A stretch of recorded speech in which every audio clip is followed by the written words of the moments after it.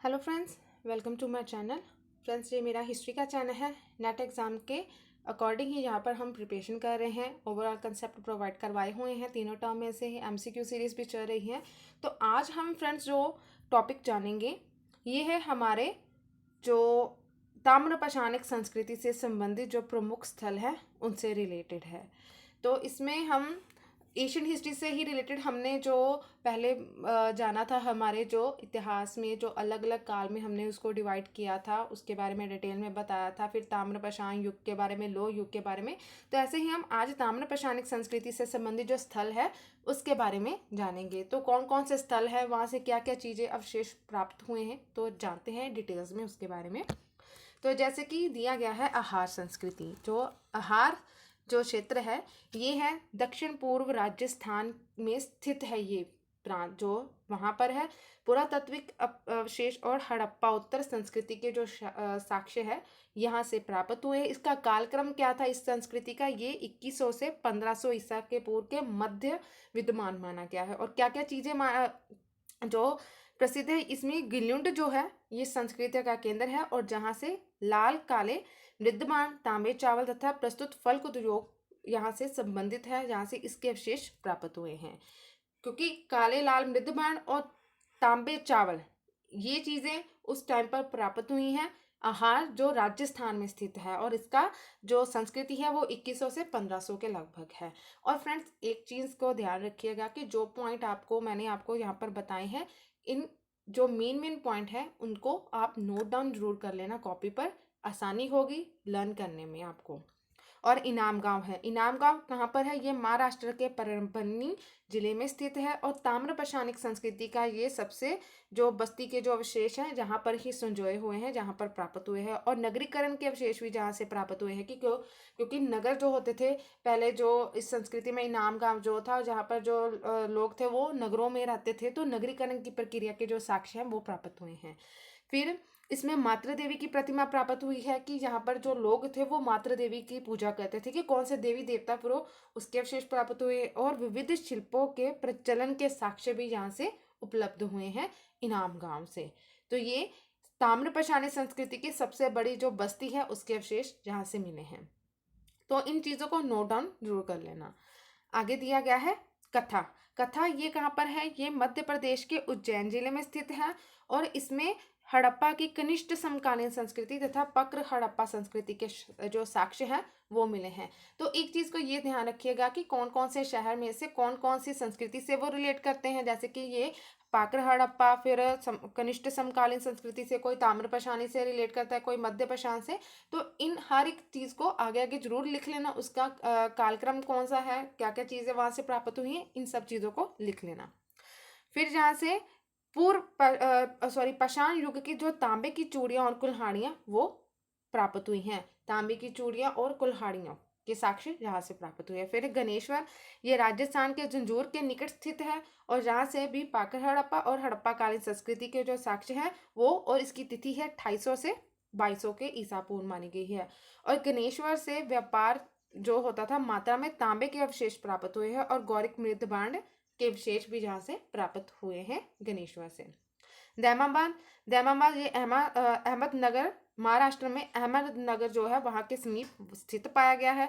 और जहाँ से भी ताम्रपाषाणिक युगीन संस्कृति के जो उल्लेख है, साक्ष्य है वो मिलते हैं। और जोखे संस्कृति ये सबसे बड़ा स्थल माना गया है जोखे संस्कृति का।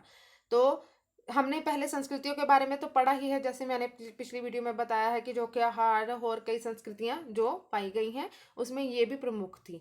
और व्यापारिक रूप से कांसे की वस्तुएं प्राप्त हुई है, और खिलौने तथा दुर्गा के अवशेष ये भी यहाँ से प्राप्त हुए हैं। दुर्ग के जो अवशेष हैं, वो दुर्ग बने हुए होते थे उसके अवशेष भी यहाँ से प्राप्त मिले हैं। कहाँ से, दैमाबाद से। आगे है नवदा टोली। नवदा टोली ये मध्य प्रदेश के इंदौर के दक्षिण के समीप स्थित है।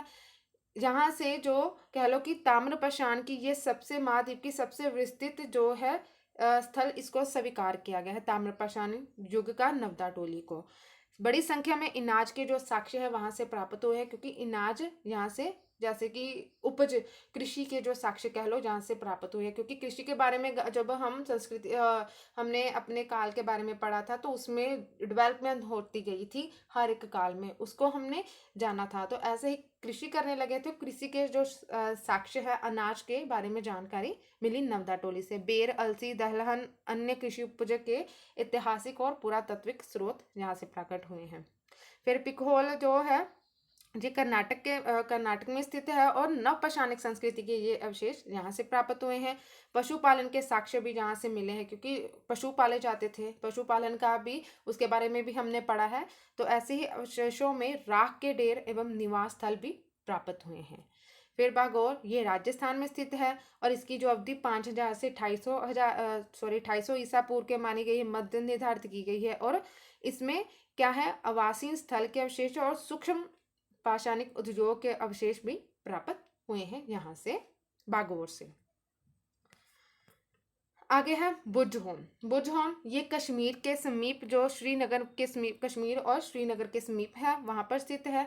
नवपाषाणिक संस्कृति के जहाँ पर साक्ष्य मिले हैं और वृत्ताकार गर्ता प्राप्त हुए हैं जहाँ से। और गड्ढों में घर बना कर रहते थे, उस टाइम के लोगों के बारे में जानकारी मिलती है कि लोग गड्ढों में घर बनाकर रहते थे। और कुत्ते के साथ शवादान के साक्ष्य भी प्राप्त हुए हैं।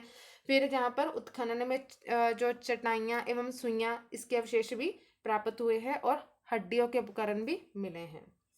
फिर बोरी बोरी ये महाराष्ट्र के वहां पर स्थित है और उत्खनन में 14 लाख वर्ष पहले के मानव अस्तित्व के जो साक्ष्य है, 14 लाख पहले के मानव अस्तित्व के साक्ष्य वो जहाँ से प्राप्त हुए हैं, कहाँ से, बोरी बोरी से। फिर भीमबेटका ये जो है ये मध्य प्रदेश के रायसेन जिले के विंध्य पर्वत क्षेत्र में स्थित है और यहाँ से पूर्व पाषाण और मध्य पाषाण संस्कृति के जो महत्वपूर्ण स्थल ये इसको स्वीकार किया गया। इस काल के जो अवधि ये निर्धारण की गई है। फिर भीमबेटका से उच्च पुरा पाषाण युग के मानव के द्वारा जो चित्रित गुफाएं की चित्र बने हुए होते थे गुफाओं में, एवं सोलाश्य ये प्राप्त हुए हैं।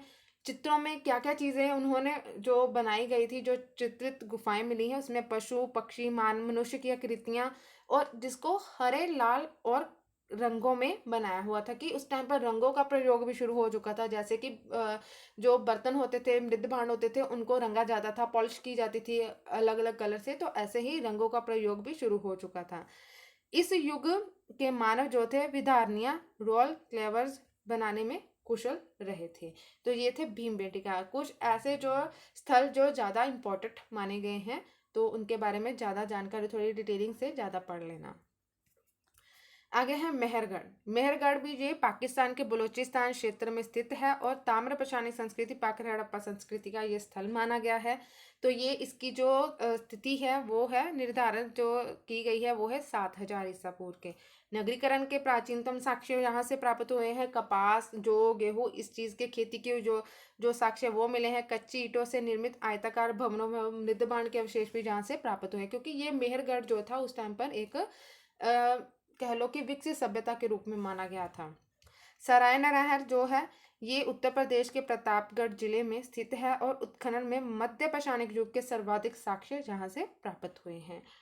पुरातात्विक इस स्थल से भी मध्य पाषाण युग का ज्ञात सर्वाधिक जो प्राचीन स्थल स्वीकार किया गया है। और इसकी जो तिथि है वो मानी गई है, जो तिथि निर्धारण की गई है वो 8395 ईसा पूर्व स्वीकार की गई है सराय नहार राय की। तो फ्रेंड्स ये थे जो हमारे आज के जो स्थल थे ताम्रपाषाणिक संस्कृति के, जिसके बारे में जाना कि कौन कौन के स्थल हैं जहाँ से क्या क्या चीज़ें प्राप्त हुई हैं, अवशेष मिले हैं, किस संस्कृति से रिलेट करते थे, कौन सा स्थल इस पूरा पाषाण काल के माना गया है। फिर जो चीज़ें हैं डेवलप हुई, कृषि के साक्ष्य, फिर अवशेष प्राप्त हुए हैं, फिर कह लो चूड़ियाँ, ये सब चीज़ें जो जहाँ जहाँ से प्राप्त हुई हैं, इन सब चीज़ों को पॉइंट जो शॉर्ट पॉइंट में नोट डाउन जरूर कर लेना, आसानी होगी, प्रिपरेशन अच्छी तरह से होगी आपकी। तो फ्रेंड्स आगे हम जो जानेंगे वो सिंधु घाटी से रिलेटेड जो शहर है उसके बारे में जानेंगे। तो ऐसे ही आप देखते रहिएगा वीडियोस को। अगर अच्छे लग रहे हैं तो कमेंट कर कर बताइएगा, लाइक और अपने फ्रेंड्स के साथ शेयर करना मत भूलिएगा। अनअकैडमी पर फॉलो कीजिएगा और यहाँ पर भी मेरे चैनल को सब्सक्राइब जरूर कर लेना। और वीडियो देखने के लिए आप सभी का थैंक यू।